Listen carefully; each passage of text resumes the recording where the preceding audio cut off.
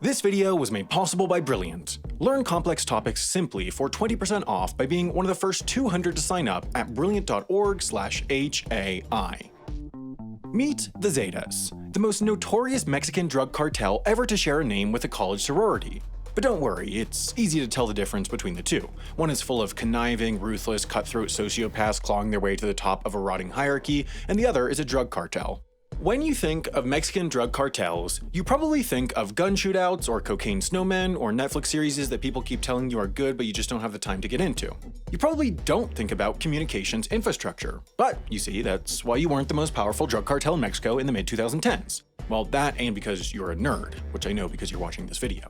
The point is, while you were busy spamming my submissions form with brick video requests, the Zetas were building a secret, private cell network that stretched across nearly all of Mexico.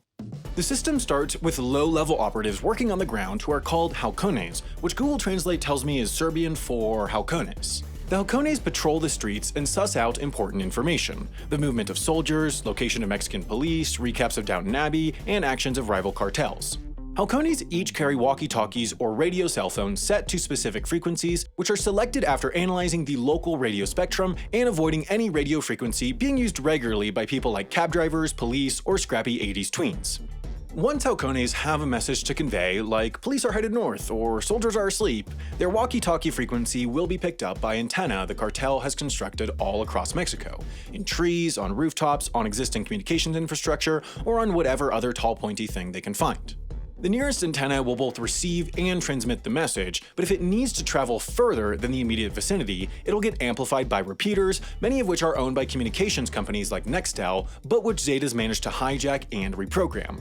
Basically, repeaters do for radio waves what this channel does for quirky Wikipedia entries. It repeats them much more loudly and aggressively. Specifically, the Zetas use duplex repeaters, which are able to both receive and transmit messages by using different frequencies for each.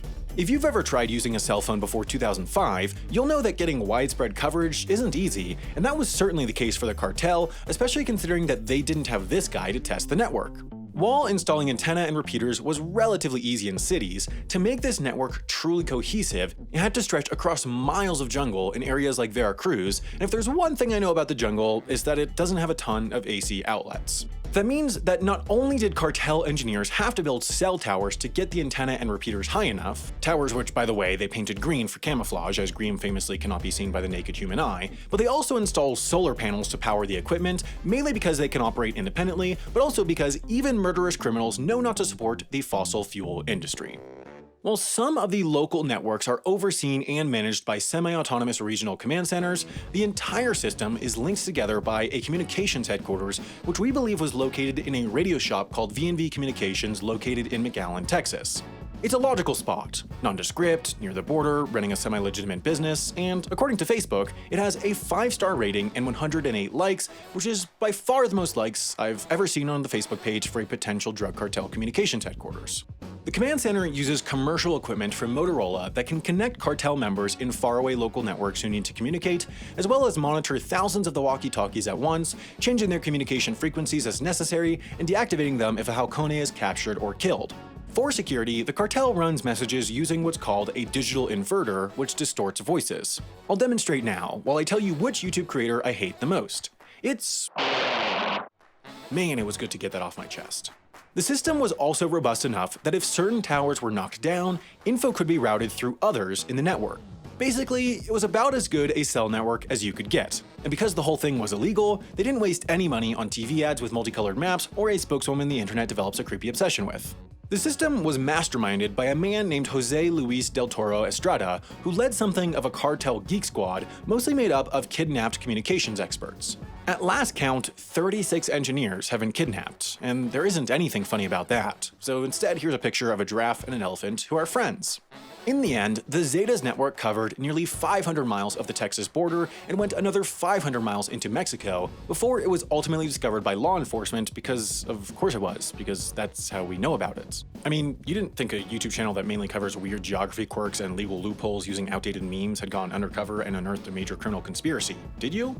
A single 2014 operation managed to unearth 167 antennas, 155 repeaters, 71 computers, 166 solar panels and batteries, 3,000 radios and Nextel push-to-talk phones, 525,600 minutes, and of course 500 days of summer. These days, the Zetas are much less powerful, but are still operating, which means it's unlikely their network has been completely crippled. So if any Zetas are watching this video and are mad at me, I want you to know that my name is Devin Stone, I look like this, and any complaint should be directed to the comment section of my channel, Legal Eagle. If you want to reprogram communications infrastructure to serve your illegal drug cartel, the best place to learn how to do so is Brilliant, the problem-solving based website and app that helps you achieve your goals in STEM learning.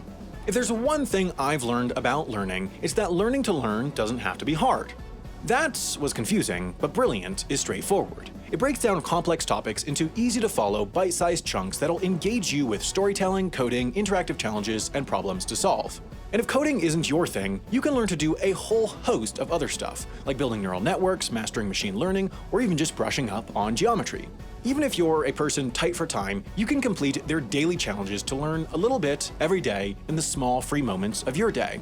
So go to brilliant.org/HAI to sign up for free, plus the first 200 to sign up will get 20% off their annual membership.